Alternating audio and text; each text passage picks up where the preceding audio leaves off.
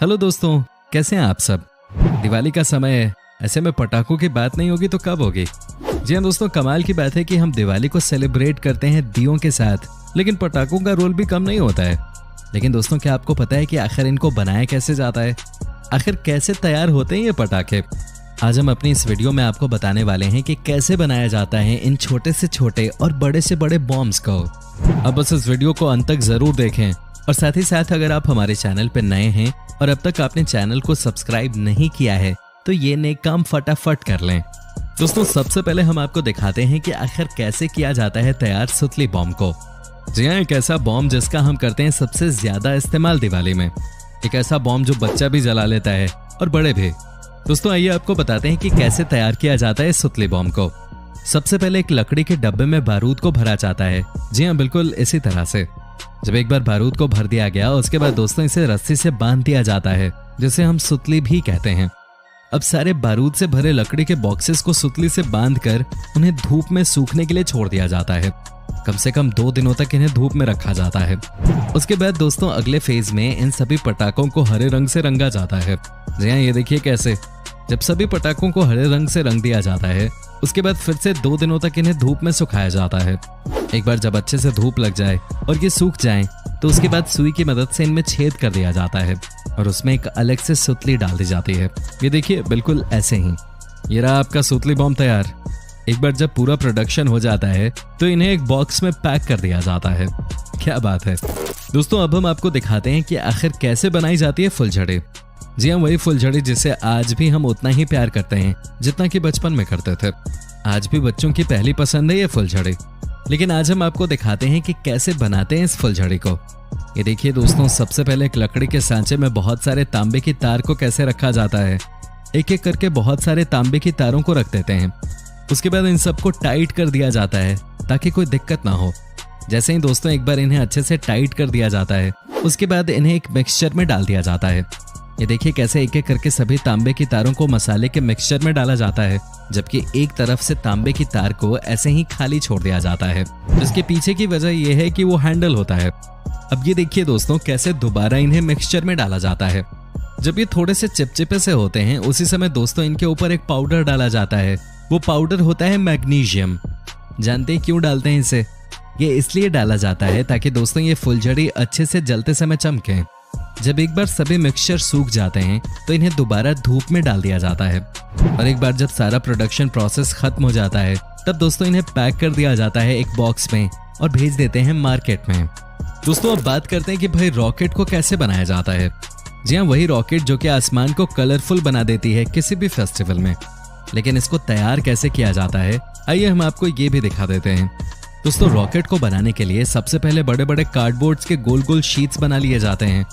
अब दोस्तों कार्डबोर्ड के रोल बनाए जाते हैं। जी हाँ, बिल्कुल ऐसे ही। जब आपका रोल तैयार हो गया तो उसके बाद सबको एक ही प्लेटफॉर्म पे रख के चिपका दिया जाता है। जी हाँ, ये देखिए कैसे। उसके बाद दोस्तों आप देख सकते हैं कि कैसे इन्हें एक रस्सी से बांधा जाता है। एक बार जब सब अच्छे से बंध जाएं तो उसके बाद इनमें स्टिक्स लगाई जाती हैं। दोस्तों उसके बाद यानी कि अगले प्रोसेस में इन रोल्स में मिट्टी भरी जाती है। जी हाँ, ये देखिए कैसे एक एक करके मशीन की मदद से मिट्टी भरी जा रही है। जब एक बार मिट्टी भर जाती है तो दोस्तों उसके बाद इन्हें प्रेस किया जाता है। अब दोस्तों इनमें फ्यूज डाली जाती है। जब एक बार सारे फ्यूज लग जाते हैं तो उसके बाद इन्हें एक जगह रख दिया जाता है। अब दोस्तों एक एक करके इनमें गन पाउडर डालते हैं। ये देखिए कैसे इन्हें फिल किया जा रहा है ना कमाल की बात। उसके बाद दोस्तों ये जो आप गोल शेप वाले कार्डबोर्ड्स देख रहे हैं उन्हें लगाया जाता है। लेकिन दोस्तों प्रोसेस वहीं खत्म नहीं हुआ है। अब देखिए कैसे इनके ऊपर फिर से बारूद डाली जाती है। लेकिन आपको पता है कि 2 बार बारूद क्यों फिल किया जाता है?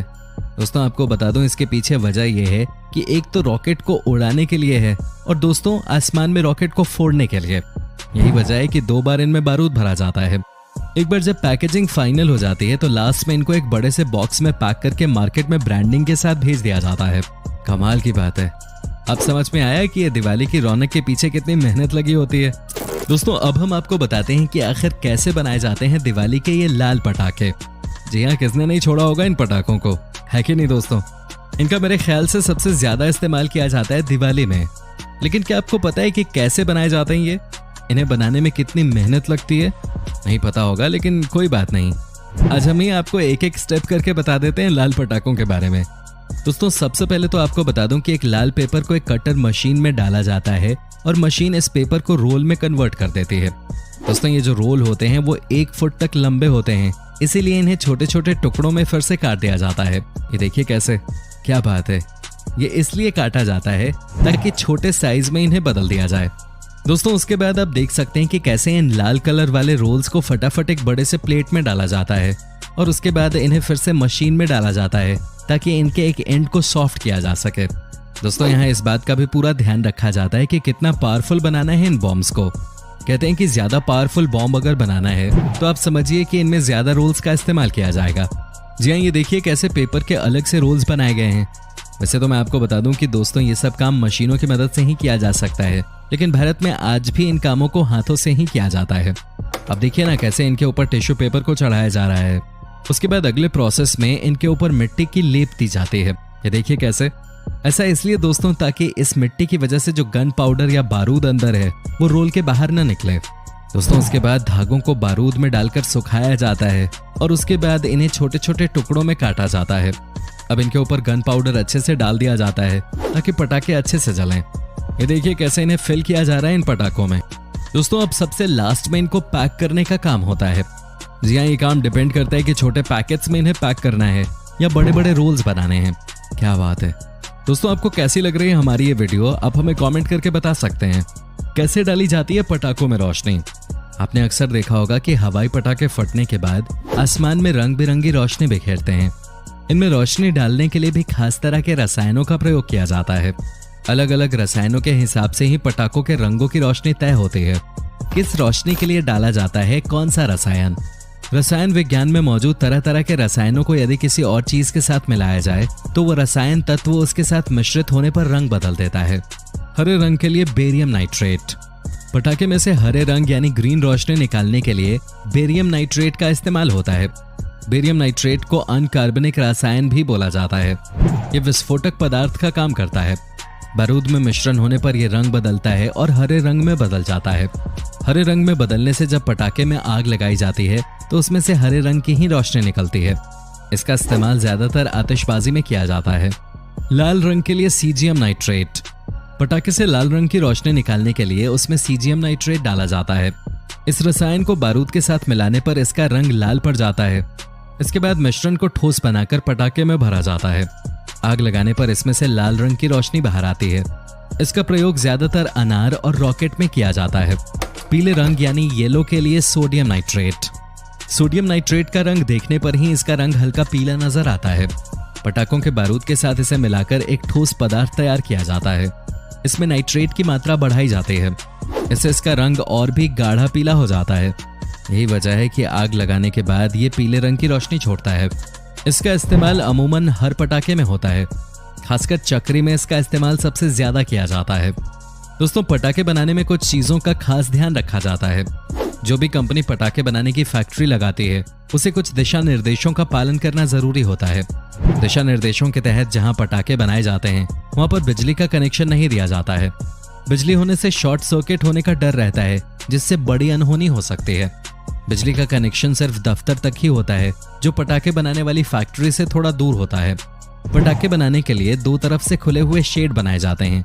इस तरह के शेड बनाने का उद्देश्य ये होता है कि पटाखे बनाने के लिए पर्याप्त रोशनी मिल सके, क्योंकि दिशा निर्देशों के तहत जहां पटाखे बनाए जाते हैं वहां पर बिजली का कनेक्शन नहीं दिया जाता।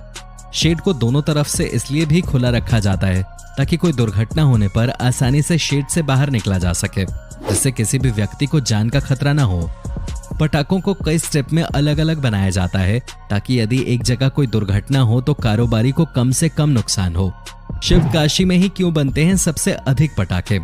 शिवकाशी में सबसे अधिक पटाखे बनाए जाने का मुख्य कारण वहां का मौसम है। पटाखे बनाने के लिए सूखे मौसम की जरूरत होती है क्योंकि नमी की वजह से पटाखों में सीलन आ जाती है। शिवकाशी का मौसम देश के अन्य हिस्सों की अपेक्षा थोड़ा अलग है। वहां दिवाली से पहले बारिश नहीं होती है। देश के अन्य हिस्सों में बारिश होती है तो शिवकाशी और उसके आसपास के हिस्सों में मौसम सूखा रहता है, जिस समय के दौरान पटाखे बनाए जाते हैं। दिवाली तक नॉर्थ ईस्ट मॉनसून शिवकाशी और उसके आसपास के हिस्सों में पहुंचता है, लेकिन तब तक वहां से पटाखे पूरे देश में भेजे जा चुके होते हैं। दोस्तों उम्मीद करता हूं कि आपको हमारा ये एपिसोड पसंद आया होगा। साथ ही दोस्तों, अगर आपको इस वीडियो पे कोई राय देनी है तो आप हमें कमेंट करके बता सकते हैं। हमें आपके कमेंट्स का इंतजार रहता है। दोस्तों, अगर आप हमारे चैनल पे नए हैं तो प्लीज चैनल को सब्सक्राइब जरूर कर दीजिएगा, क्योंकि हम आपके लिए रोज ही इस तरह के वीडियोस बनाते रहते हैं। दोस्तों, अपना ख्याल रखिएगा। Bye bye.